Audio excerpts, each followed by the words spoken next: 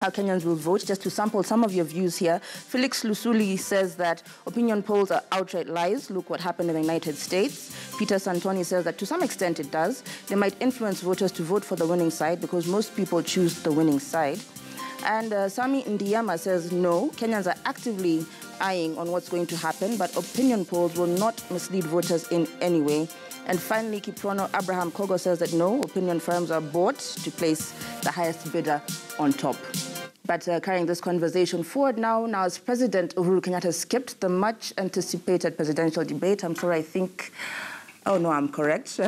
On Monday night, his main rival, opposition leader Raila Odinga, used the opportunity to sell his candidature in a live televised event that drew in approximately 8 million viewers. Jubilee Party Vice President David Murathe told the press shortly before the debate kicked off that the president would not attend, but if he decided to show up, that would be his prerogative. Meanwhile, Mr. Odinga took the opportunity to sell his agenda to the country.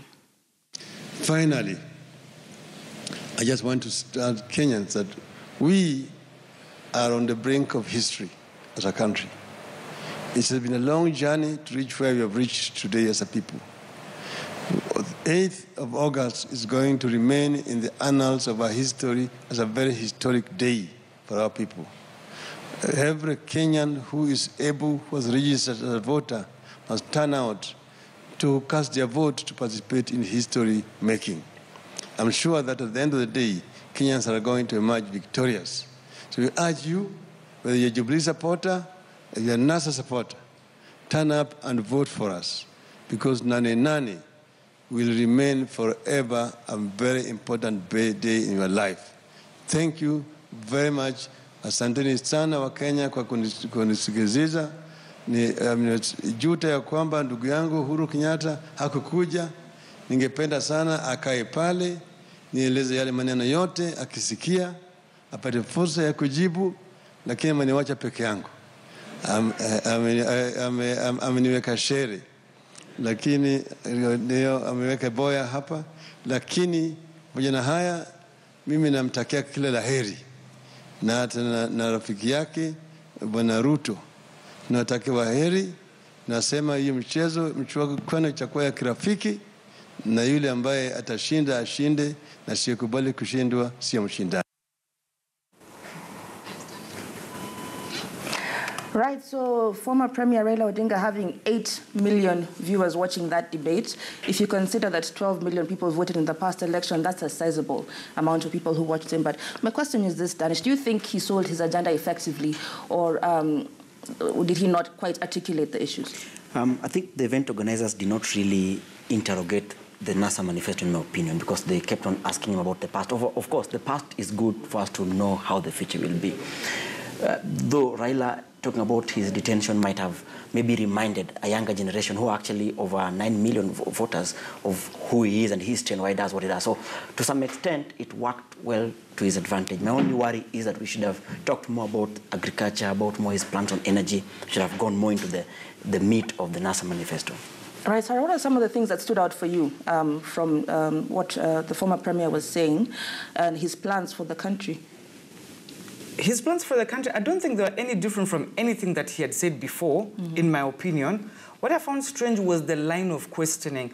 I kept getting the sense that there must have been some different sets of questions. Like, if Odinga arrives and he'll be the only one, ask him this. If Uhuru arrives, he'll be the only one, ask him this. If the both of them are there, then we are going to engage them like this. I got that kind of thing. Because, okay, so he was by himself, so there was really no debate. It was just talking. So, as he says, there was no interrogation whatsoever. It was like, Honorable former Prime Minister, there's this, what is your take on that? And that's it. And there's no follow-up. Actually, they were not engaging the guy. Then the guy talks for 2 minutes, they move on to something else. Actually, I thought it was quite a waste of time. In fact, it was a total farce. At the end of the day, it was just, okay. And you get the feeling that some people are saying on social media, that was a state address. It was not a debate. Okay, so he was by himself, but still they didn't interrogate the guy at all. So you think it was a complete waste of time? It was. Don't you think it's kind of like, can we give the media some kind of kudos or applause for starting or carrying on a tradition where we have debates before general elections and allow candidates to come and express their views and tell the country what they're going to do. Even though this time it didn't work, are we setting some kind of precedent? Well, you know what? This is the second time it has happened. We've not had debates. I don't remember Moi debating Matiba, so I'll be very honest. I felt that there was more concern over the names of the moderators than actually challenging Raila Odinga, which is ironic because it is a sort of podium that Uhuru would have enjoyed, where basically he's being asked questions but not being challenged, you know, and being brought to account. Absolutely. And so, you know, it's ironic. It's a little bit funny, but I do have to admit that Raila had the opportunity to shine through unchallenged and to sell himself as well as he could. It could have been a better opportunity for the media to, you know, prepare themselves to really grill presidential candidates, but that didn't happen. And, you know, I would have expected more than, you know, more. The most memorable thing was who's called Joe and who's called Linus. And, you know, and really, you know, the most critical question that the media, and I'll say this, you have not asked any candidate this question, a question about how you're going to deal with the water crisis in Kenya. There's no water in Nairobi, there's no water in Mombasa. We have challenges with water. How are you going to deal with that? That is something that no candidate has talked about. Everyone's talking about laptops or education. Yesterday, equally important. Yes, yeah. But you see, you are not going to educate yourself or feed yourself. Your food production is going to be hampered if you don't have water. Steady water. Right. So those are issues that they should have tackled. They missed the opportunity. And they was up there for 90 full minutes, and there were two moderators, Rajab. Did they bring out anything new from the former premier that we didn't already know, or something that's going to excite voters in any way? I got mixed reactions. On the voters, I think already at the moment the die is cast. Voters have already decided who they will cast their vote for. But I got disappointed by the questioning. I expected more to be Odinga to be more scrutinized on his manifesto as opposed to his history. The history is good for the youngsters who are not there when he was in detention and why they see him every time wiping his eye.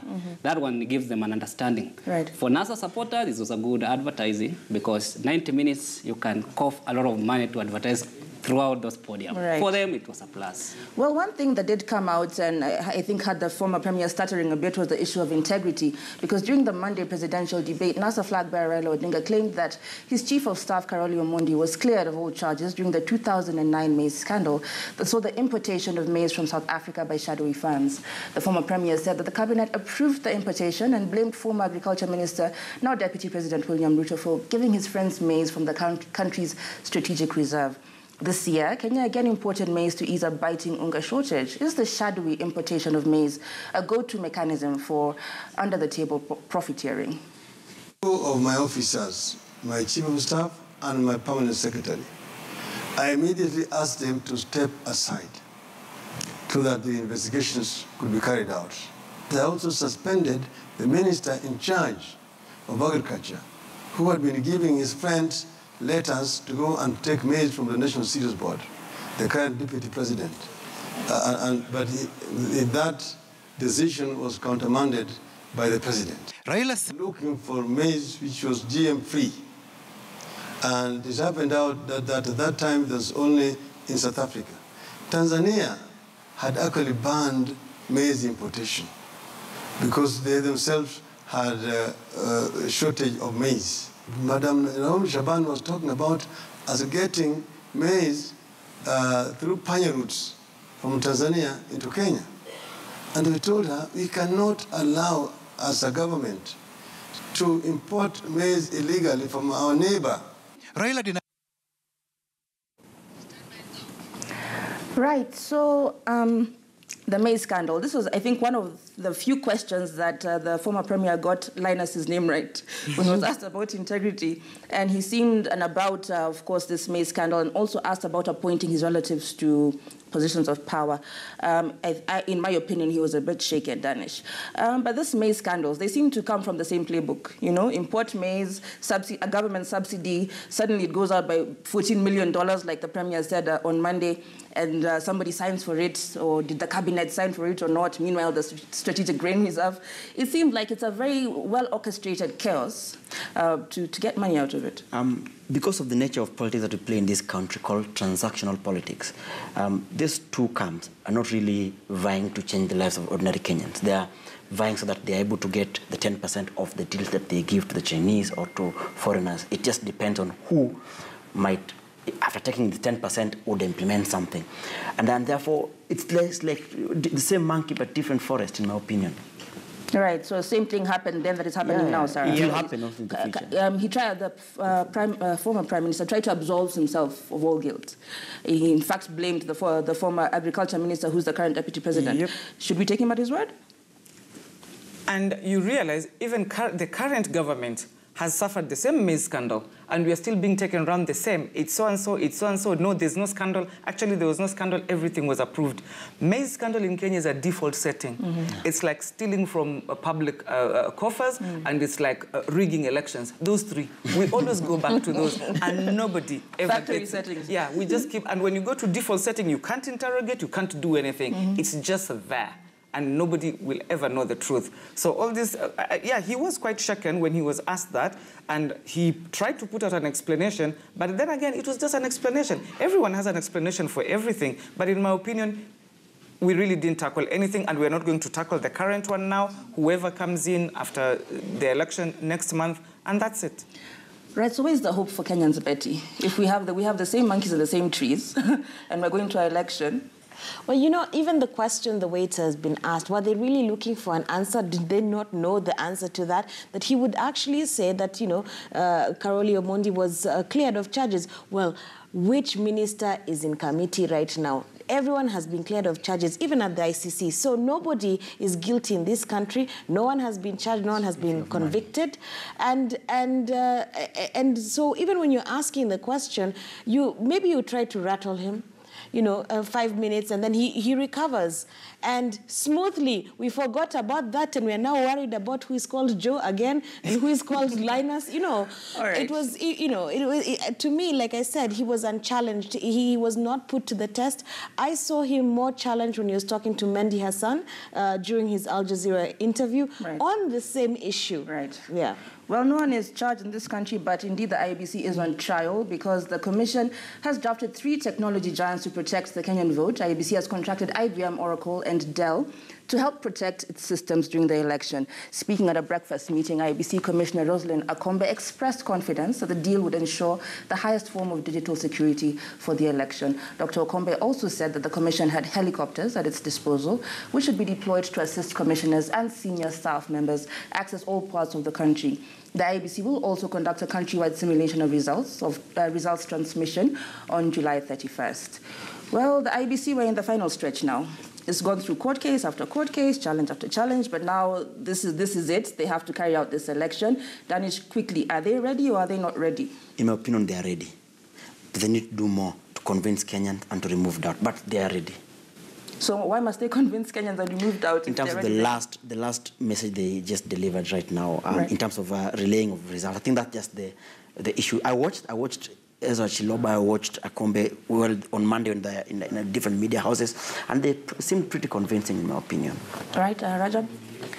Yes, for me, when I see systems being protected, for one, it gives confidence. But the question will rise, how did they arrive at these organizations? Did they involve the players? The political players, there goes another court case. Because that's public, Rajab, building public. We have an election timetable. Yes. Everything cannot be public participation at this point. But how do you entrust? How do you entrust? We have less than 2 weeks to go. Anyway, for me, they might be ready, but we want to see the D-Day, how they will deliver it. Right.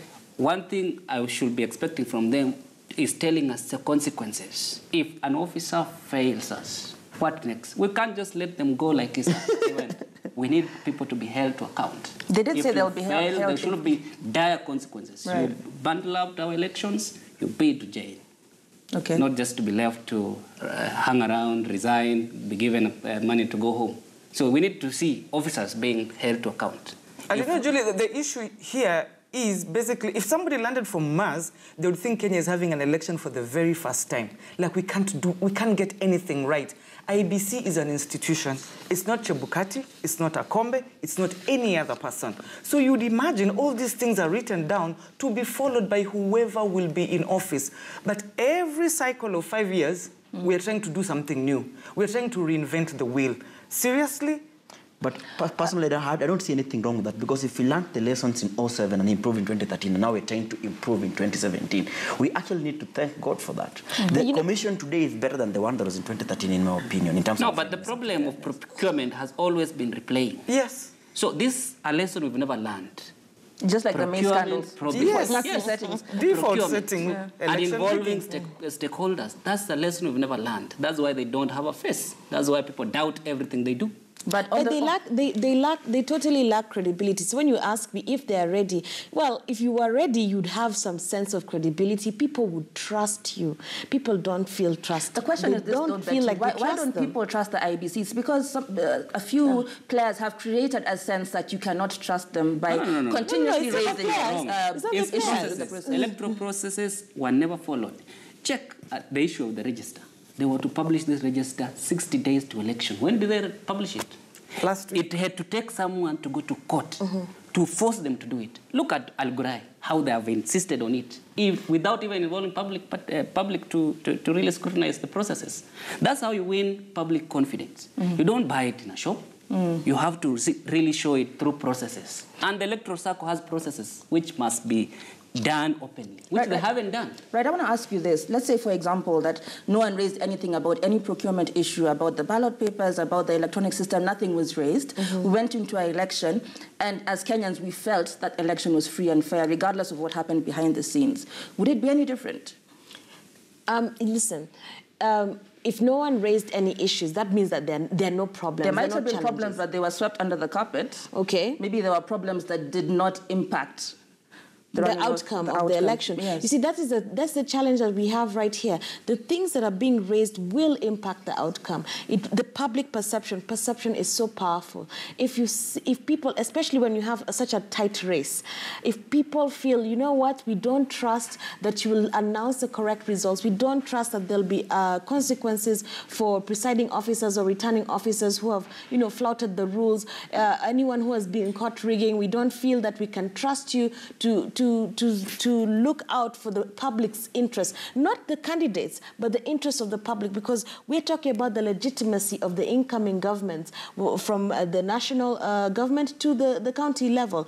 And so if people really don't feel that they can trust them, and this is not because somebody said or threw mud at Chiloba or Chebukati, is because of one simple thing. A lady called Gladwell Otieno had to go to court, to ask for the voter register to be published. That in itself tells us that we have issues, we have a right and a reason to doubt the credibility because we had to push you to the wall. It's like you're hiding something.